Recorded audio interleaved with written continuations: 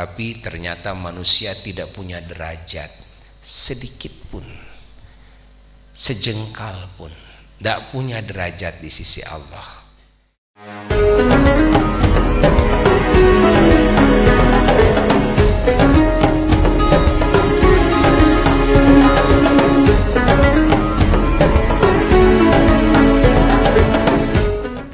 Dengan ilmu iman ini sudah diangkat derajat kita.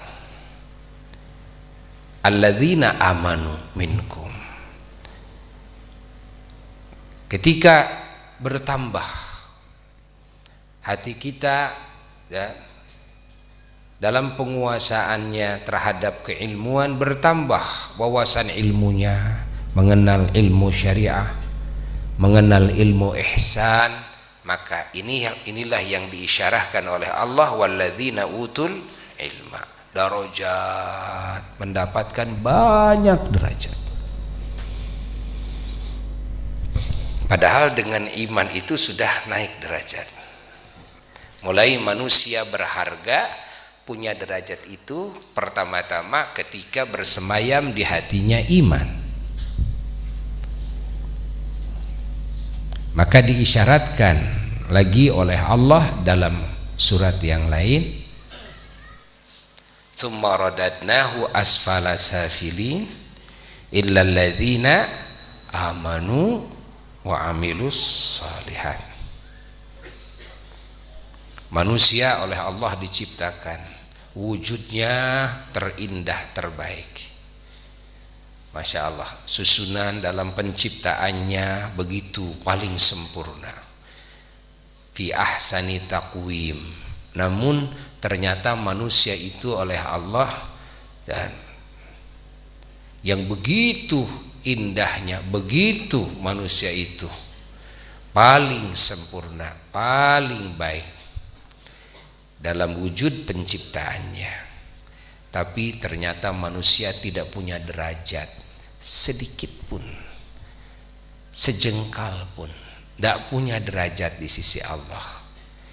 Karena Allah mendudukkan manusia yang begitu terindah itu fi asfalis safilin, bukan asfal saja, tapi asfalas safilin. Kalau asfal ya, Masya Allah, dari yang tinggi, dari yang punya derajat masih mending. Ini asfal dari safil, lebih bawah dari yang bawah. Kalau lebih bawah dari atas masih mending, tapi ini lebih bawah dari yang bawah, namanya asfala safilin. Artinya tidak ada ya, kehinaan, kerendahan yang paling rendah daripada makhluk yang Allah ciptakan kecuali manusia. Ini Allah yang menyatakan, tsumma radadnahu asfala safilin. Walaupun cerdas tetap paling hina, paling rendah. Berilmu tentang dunia dan seisinya tetap paling hina, paling rendah. Cakep, ganteng, cantik, sehat, kuat, gagah perkasa, kaya, kan? Punya jabatan dunia, punya gelar dunia, tetap Allah nyatakan semuanya ada di asfala safilin. Apa yang menjadikan manusia itu bermartabat? Apa yang menjadikan manusia itu punya derajat? Ya. Yang menjadikan manusia punya martabat, punya derajat itu illal ladzina amanu, kecuali orang-orang yang beriman. Artinya dengan iman itu manusia baru mulai punya derajat. Derajat yang pertama, martabat yang pertama yang dimiliki oleh manusia dan adalah dengan imannya. Iman ini ilmu keimanan, ilmu akidah.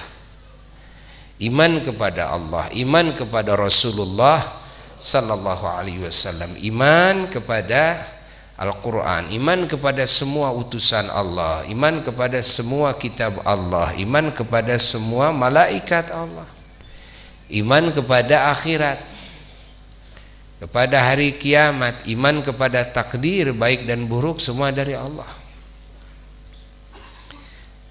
Nah, iman ini ilmu. Kalau manusia punya ilmu keimanan di hatinya, mulai manusia punya derajat. Adakah setelah itu yang bisa mengangkat lebih tinggi lagi derajat manusia? Ada. Wa amilus sholihat adalah amal soleh.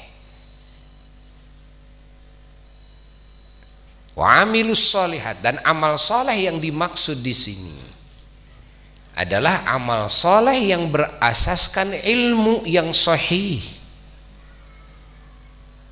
yang datang dari baginda Rasulullah sallallahu alaihi wa alihi wasallam, yaitu ilmu syariat. Karena amal tanpa ilmunya yang sahih la yuqbal, tidak bisa diterima oleh Allah.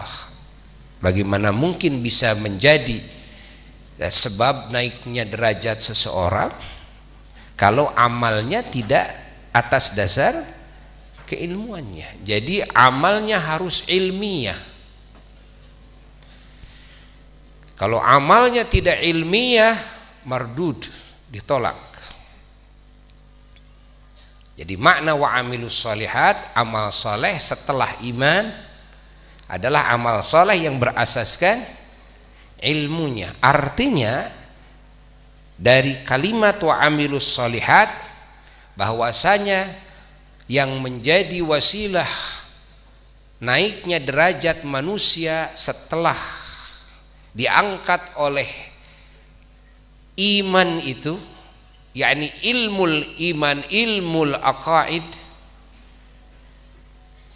Lalu ada lagi yang menaikkan derajatnya lebih tinggi lagi. Apa adalah ilmul a'malis salihat, ilmu amal soleh.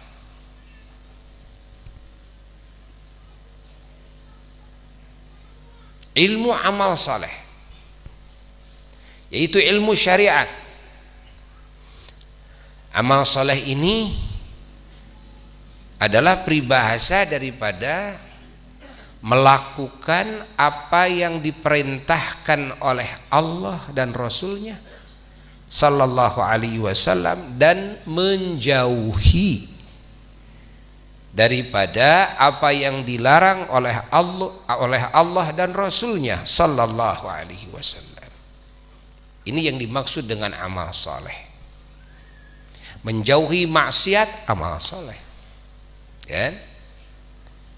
Menjauhi kezaliman kepada sesama, amal soleh. Menjauhi hal yang dimakruhkan, amal soleh. Jadi amal soleh itu bukan hanya melakukan yang wajib, melakukan yang sunnah semata. Dan ini harus berdasarkan ilmu.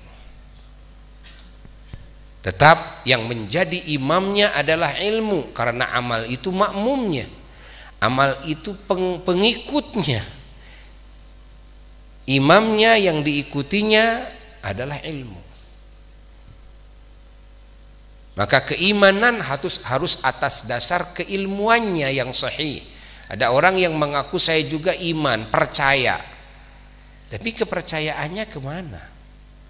Ada yang percaya bahwa patung ini Tuhan,